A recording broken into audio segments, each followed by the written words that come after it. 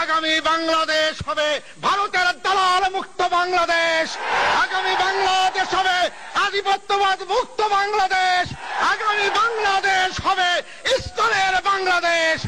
নবনির্বাচিত আমির মতিউর রহমান নিজামী নতুন কোন নাম নয়, অথচ আজকে তাকে জামায়াতের আমির নির্বাচন ঘোষণা করার পর থেকেই চিহ্নিত একটি মহল 30 বছরের বস্তা বচা রাজাকার গালির মাধ্যমে একদিকে যেমন তার নেতৃত্বকে বিতর্কিত করার চেষ্টা করা হচ্ছে, অপরদিকে বাংলাদেশকে রাজাকার মুক্ত আড়ালে ইসলাম মুক্ত, ইসলাম নির্মূল করার যে ষড়যন্ত্র চলছে, আজকের এই সুধী সমাবেশ থেকে স্পষ্টভাবে বলে দিতে চাই, জামাত ইসলামী বাংলাদেশ শয়তানি শক্তিকে উৎখাত করে আল্লাহর দ্বীন প্রতিষ্ঠার যে জিহাদ এবং সংগ্রাম শুরু করেছে, মানুষরূপী শয়তানেরা যতই শক্তি অর্জন করে জামাত ইসলামীকে রাজাকার স্বাধীনতাবিরোধী গালিগালাজ করে আমাদের আন্দোলন অগ্রযাত্রাতে ব্যাহত করার চেষ্টা করুক না কেন, জামাত ইসলামী বাংলাদেশ বাংলাদেশের জনগণকে সাথে নিয়ে সকল ষড়যন্ত্রকে বানচাল করবে ইনশাআল্লাহ।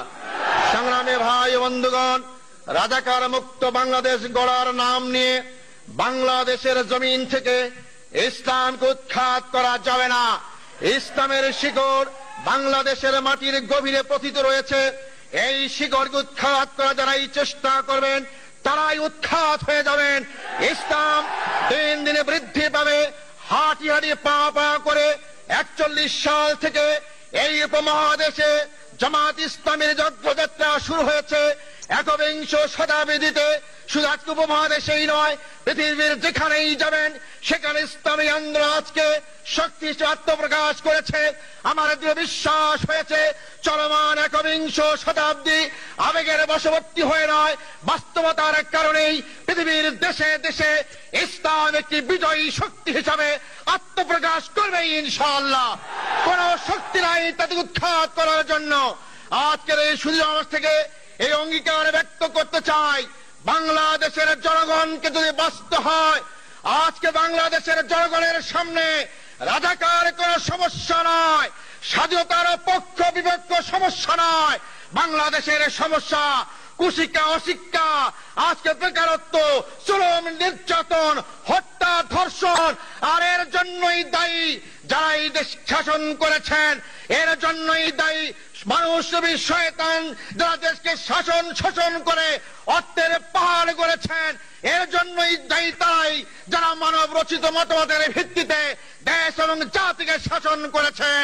অতএব তাদের এই অপকর্ম ঢাকার জন্য, তাদের এই ব্যর্থতা ঢাকার জন্য আজকে তারা রাজাকার নামে ইসলামী আন্দোলনের উত্থিত আন্দোলনকে যারা আজকে ভয় পেয়ে জনগণের কাছে তাদেরকে হেয় করার চেষ্টা করছেন, আমরা স্পষ্ট বলে চাই, বাংলাদেশের জনগণকে 30 বছরের মন ভুলানো কথা বলে আর ঘুম পাড়াতে পারবেন না।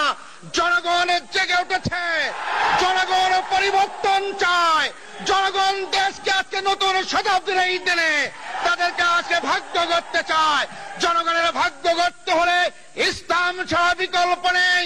মানুষ তুমি শয়তানা বুঝতে পেরেছে বলেই আজকে কারো বিরুদ্ধে কথা বলে না, সকল মতামত আজকে তাদের ইসলামের ব্যাপারেই। আজকে তাই আমাদের আত্মতৃপ্তি হয়েছে, আমরা সঠিক পথে রয়েছি, সঠিক আদর্শই গ্রহণ করেছি। তাই সংগ্রামী বাংলাদেশের রাজধানী ঢাকার সংগ্রামী ভাই ও বোনদেরকে আকুল আবেদন জানাবো, আসুন একদিকে আওয়ামী দুঃশাসন হাত থেকে দেশ এবং জাতি রক্ষার যে আন্দোলন শুরু হয়েছে সেই আন্দোলনে ঝাঁপিয়ে পড়ি, ঠিক তার পাশাপাশি মানুষের ভাগ্য পরিবর্তনের স্থায়ী আমাদের যে কর্মনীতি, আল্লাহর আইন এবং সৎ শাসনের যাদের সবাইকে আমরা নিয়োজিত করি।